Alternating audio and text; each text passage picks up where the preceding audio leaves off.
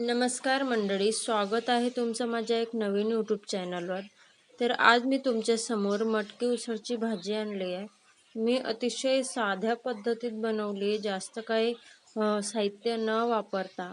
बघू शकतात मी कांदे, टोमॅटो कट करून घेतलेत. नंतर अद्रक, लसूण आणि सुकं खोबरं घेतलंय. ते छानपैकी कांदे असं परतून घेतलेत, भाजून घेतलेत. नंतर सुकं खोबरं, अद्रक आणि लसूण टाकून ना तेही भाजून घेतलंय छानपैकी. नंतर त्याच्यामध्ये टोमॅटो टाकले, ते जास्त नाही भाजायचे.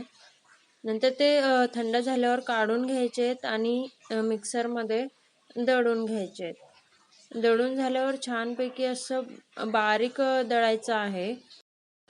नंतर कढईमध्ये 2 पळी तेल टाकायचे. तुम्ही तुमच्या अंदाजानुसार टाकू शकतात, कमी जास्त करू शकतात. मी 2 पळी टाकलेल्या आहेत.